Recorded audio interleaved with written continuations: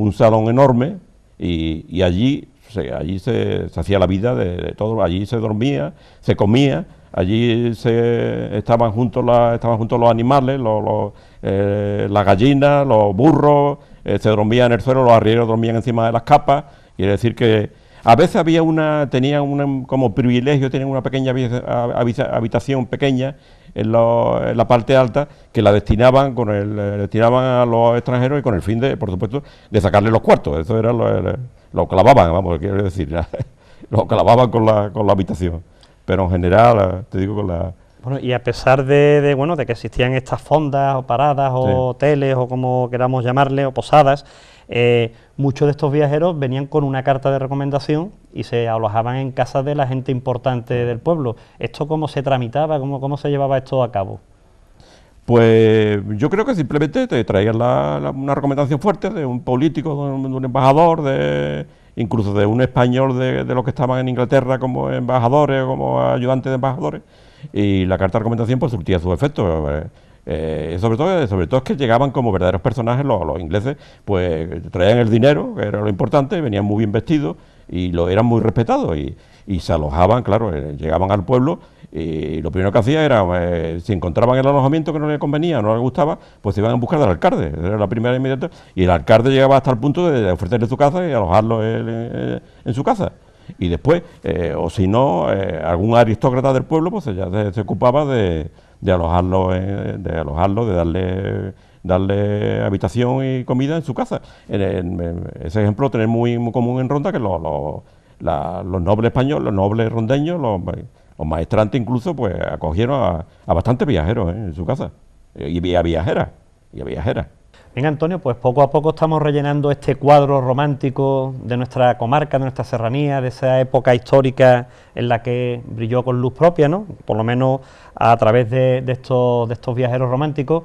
Y bueno, hemos tratado el tema del camino, hemos hablado de los alojamientos, hemos hablado de las comidas, hemos hablado de otros aspectos muy interesantes, pero quizás nos falte la guinda, nos falte la sal de todo este complemento, ¿no?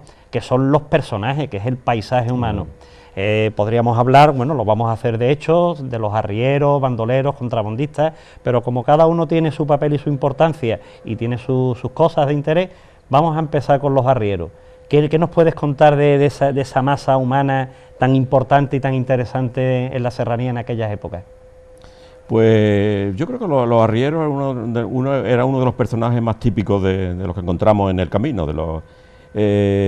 En realidad para el viajero era una fuente de información grande. El arriero no paraba de hablar, era la sabiduría popular.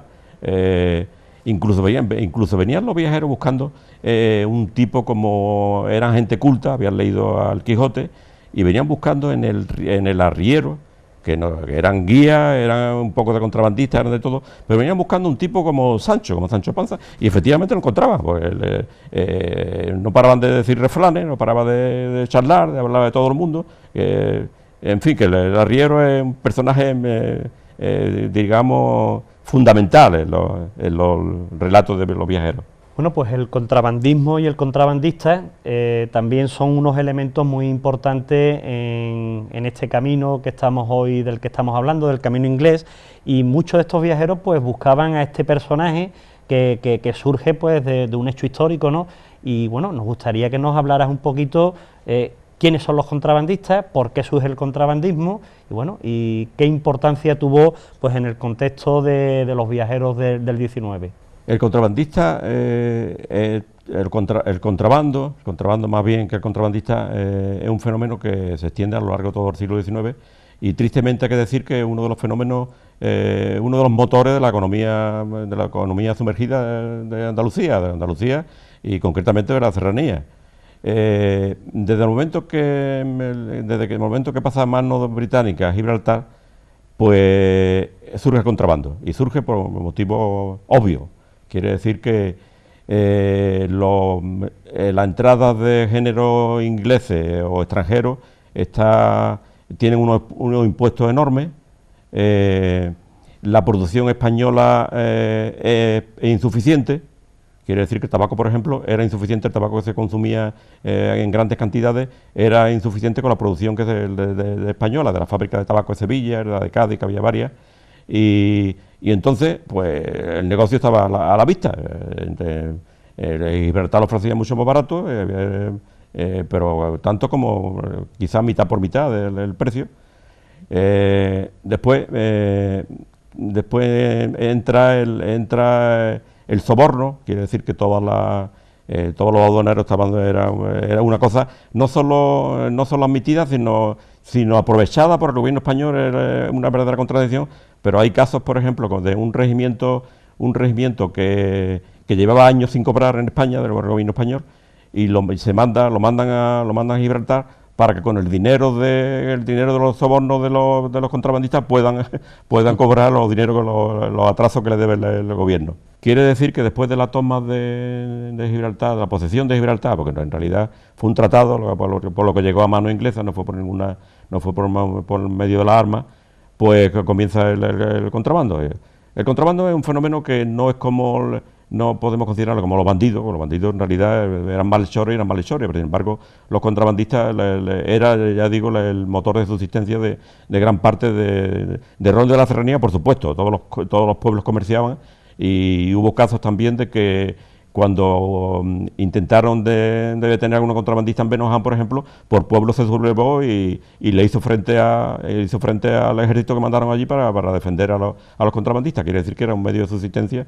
y que visto en la época y era una cosa pues aceptada y yo diría que hasta necesario el contrabando en aquella época. O sea, que podríamos decir que son arrieros reciclados para ganar un poco más, para ganar bastante más dinero, ¿no?, que con la labor habitual que hacían con el mercadeo de especias o de pescado, de carne, verduras entre comarcas y zonas, ¿no? Sí, una manera fácil de ganar dinero.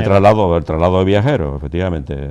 Y también quería preguntarte, a raíz de surgir este fenómeno del contrabando, me figuro que el Estado pondría los resortes necesarios para luchar contra esta lacra, ¿no? Se crearon cuerpos especiales, están en este aspecto, ¿está ahí la raíz de la creación después, más adelante, de la Guardia Civil? ¿Qué nos puedes decir de esto? Efectivamente, la lucha generalizada contra el contrabando empieza a partir también de la mitad del siglo XIX. Y yo creo que anterior a la Guardia Civil hubo algunos esfuerzos, pero la Guardia Civil fue la verdadera, el verdadero cuerpo que luchó contra el contrabando al principio, en sitios determinados, en sitios especiales de la costa y de la serranía. Y yo creo que será por la Guardia Civil. Pero de tal forma, hubo un intento común entre el gobierno inglés y el gobierno español por acabar totalmente con el contrabando. Pero levantó tal cantidad de ampollas, no solo en el terreno español, sino en el terreno de inglés, porque en Gibraltar había muchos pobres que vivían también del contrabando que vendían a los españoles, que intervino el obispo de Gibraltar, intervino por la parte española la autoridad de la línea, total que aquello quedó en agua de borraja, porque es que era muy difícil de tener contrabando.